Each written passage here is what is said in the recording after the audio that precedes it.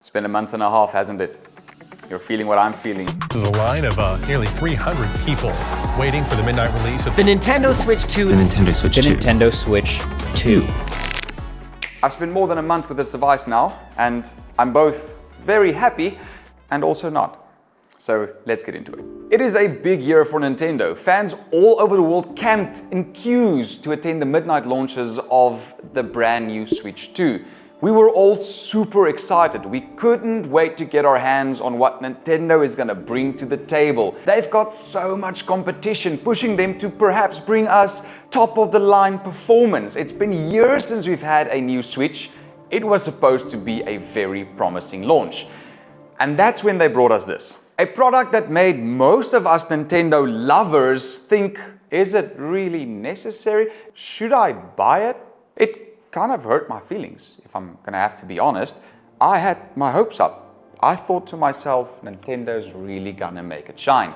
The tricky part with the brand new Nintendo Switch is it's better in every way possible, and yet it's not better enough. While I wish this was the most powerful hardware in the market, it just isn't. While I wish this launched at a fantastic price point, it just didn't.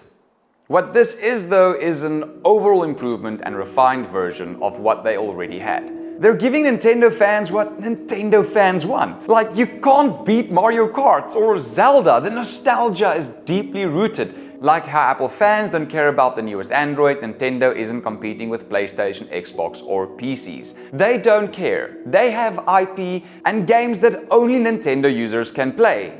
And they make sure of that. Pom pom pom. You don't need a brand new game, you just need something that you love and you're familiar with, and that's brought to life again with a brand new device, a newer battery, some improved battery life. That's not true. Because we had the OLED with like 7 to 8 hours of battery life, and now we have, well, 3 to 4. Why on earth did they go with a 19.75 watt-hour battery, while all of the other devices hit 80 watt-hour batteries? The screen itself, while being very nice, is part of the problem. This is a 7.9 inch, upgraded to 1080p resolution, 120 Hz. It's great in every way possible except for battery life. And that's the thing, it's an LCD panel. And we were looking for an OLED panel. We knew we wouldn't get it, or well, we were hopeful we would get it, but it makes sense that we didn't. Otherwise, the launch price of this would have been even higher. Above me, you will see everything that Nintendo improved from the previous Switch to the current Switch. Nintendo bumped up the RAM, the processor, and they're even leveraging Nvidia's GPU tech, meaning it can tap into some of the DLSS goodness to help bridge some of the gap in performance where the hardware might not be able to keep up. It'll come down to every game on its own and its performance. Mario Kart will run absolutely amazing. Like, we played it here in the office and we had so much fun with it. But something like Cyberpunk already pulls a little bit of amps. Over the last month and a half, the experience with the device really stood out.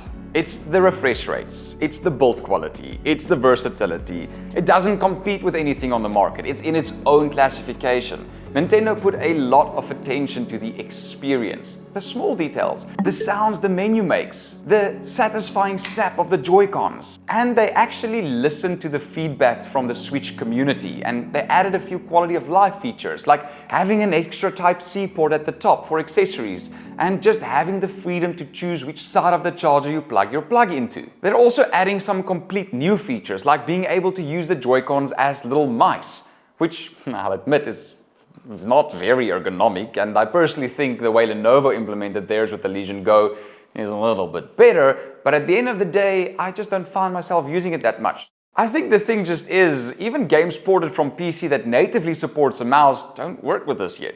And that could be a problem because if it doesn't get widespread adoption, it could easily fall into that obscure console tech void right next to the Xbox Connect and the PlayStation Play box, this portal thing. Speaking of failed PlayStation tech, remember when they did the whole webcam thing, the PlayStation 2? The iToy? Well, the Switch 2 now supports webcam too, but don't get your hopes up. as we got with the Switch 2. You're not going to be able to do streaming directly from your Switch. Think more something along the lines of Discord video calls with your friends while playing games. Nintendo does sell their own branded webcams. This one is pretty cool, but overall it's kind of a niche feature. Some people will love this, some people will never use it. But apparently also there is a way to get a higher quality video webcam for your Switch 2. You just have to be very specific. Not all webcams actually work with the Switch 2. So I did some research for you guys. I'll put it up on the screen. If you're looking to get one of those webcams, rather choose one of these. I'll leave some links in the description down below as well. Some of them are affiliate links, some not. You get the best one for you. I'll leave them down. Enjoy. I do feel for Nintendo though. They had to come up with a new and innovative experience, especially with all of the competition in the market, and they're just not used to it. Unfortunately, the small little things they did add into the device, I don't think it justifies buying it right now. There's going to be a point where the Nintendo Switch 2 is going to become a bundle deal at a discounted price, perhaps when they bring out the OLED version of this, as we know Nintendo likes to do, and then you can pick up this exact version for a much more competitive price. And that's what I think the deal would be. The only thing you really need to consider though is it's gonna take at least about a year and a half, 2 years for that point to come. And if you're somebody that's a Nintendo fanboy, you want the experience, you enjoy the games, it gives you energy and excites you, then get it. It's a beautiful gaming handheld. But there still are things that they just should not have missed out on. Let's look at the joycons, for example. We have to address the concern that every single one of us immediately had when we saw the reveal trailer. And that is this, right here. I did promise Nintendo that I wouldn't break their new shiny device, so Jerry Rigs Everything actually tested it to see whether this would break off or not. Luckily it didn't. There is build quality integrated into this whole design. These little Joy-Cons, as cool as they are, they're not very ergonomic. If you're used to something like a Claw or an Ally, there's a lot of chunk there to play with and to hold on to. Now I do understand that if you do want to play single player mode or multiplayer mode and you need some space, it would be weird if there's a bulky thing here.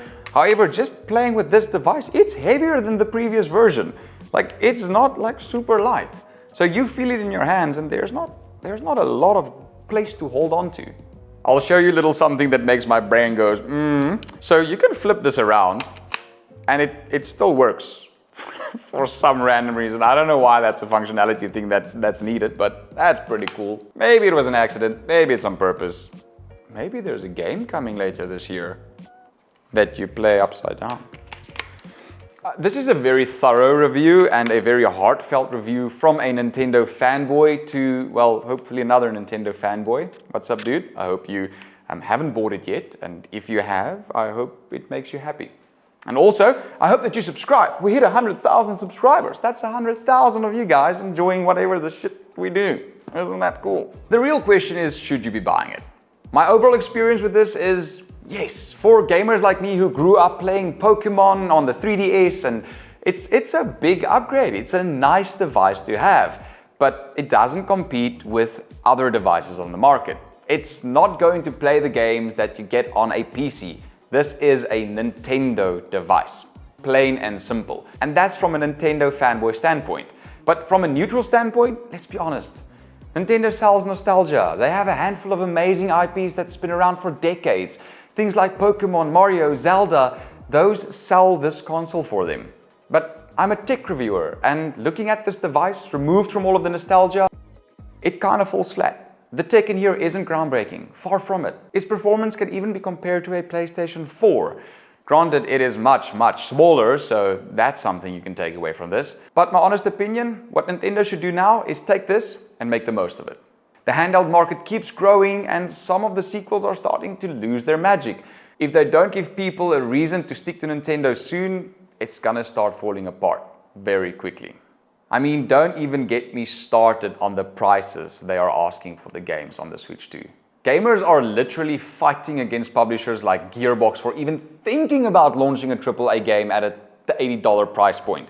And Nintendo think that's a great idea to do it with Mario Karts. Don't get me wrong, I love me a bit of Mario Kart. My friends and I, every now and again, we have a good time together.